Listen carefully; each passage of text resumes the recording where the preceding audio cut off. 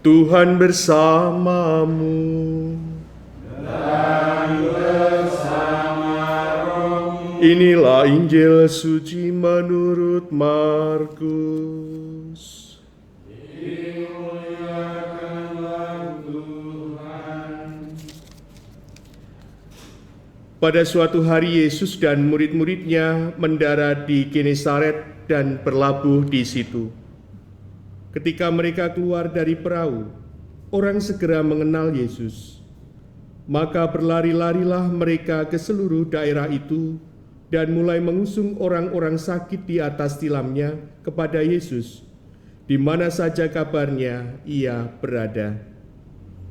Kemanapun Yesus pergi, ke desa-desa, ke kota-kota atau ke kampung-kampung, orang meletakkan orang-orang sakit di pasar dan memohon kepadanya supaya mereka diperkenankan hanya menjamah jumbai jubahnya saja, dan semua orang yang menjamahnya menjadi sembuh. Demikianlah sabda Tuhan. Terpujilah Kristus.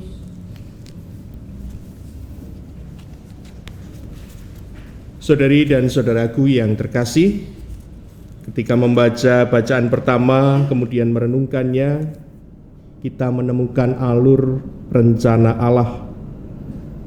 Sama kalau kita akan membuat sebuah agenda, kita merencanakan segala sesuatu tahap demi tahap dengan berbagai macam pertimbangan yang ada. Maka dengan menciptakan dunia, Allah sudah merencanakan tindakan-tindakannya untuk masuk dalam sejarah umat manusia. Allah menciptakan dengan kuasa firman-Nya, mengatur segalanya dan menjadikan segala sesuatunya baik adanya. Menarik bahwa Allah sebagai pencipta itu tidak membatasi dirinya pada tindakan awal penciptaan itu saja. Allah masih harus menjamin manusia, juga ciptaan-ciptaan lainnya, hidup dan tetap bertahan untuk bisa melanjutkan kehidupannya. Dan segala sesuatu yang diciptakannya diarahkan kepada dirinya agar mereka semua tetap ada dalam kondisi baik sebagaimana sejak awal mereka dijadikannya. Saudari dan saudara sekalian yang terkasih, Allah yang terus bekerja itulah hadir dalam diri Yesus yang pada sore hari ini kita dengarkan dalam Injil. Allah yang hadir dalam diri Yesus itu begitu banyak dikenal oleh manusia. Selain melalui pengajaran, Yesus juga dikenal melalui peristiwa mukjizat maupun penyembuhan terhadap orang-orang yang sakit. Mereka datang dari berbagai kota membawa orang sakit untuk dipulihkan kembali, untuk disembuhkan.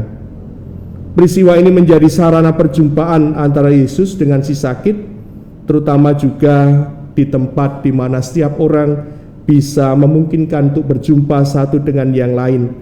Pasar menjadi tempat perjumpaan di mana orang sakit dibawa oleh saudara-saudarinya datang kepada Yesus.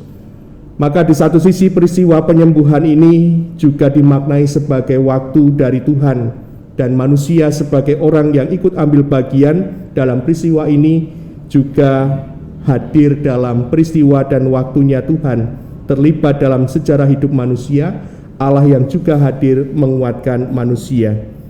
Penyembuhan yang dilakukan oleh Yesus ini mau menunjukkan kepada kita bahwa Allah hadir dalam peristiwa hidup manusia, memerintah yang tampak juga dalam pergaulan Yesus dengan semua orang, terutama mereka yang disingkirkan, mereka yang membutuhkan bantuan secara khusus.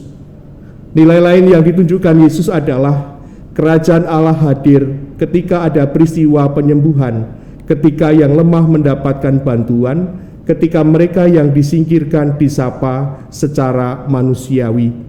Dan sekali lagi yang dituntut dari pihak manusia adalah kerjasama, beriman, dan semakin mendekatkan diri kepada Allah. Dan terkadang mukjizat yang terbesar dari iman adalah tetap memiliki iman meski tidak ada atau belum terjadi sebuah mukjizat. Kemuliaan kepada Bapa dan Putra dan Roh Kudus. seperti pada permulaan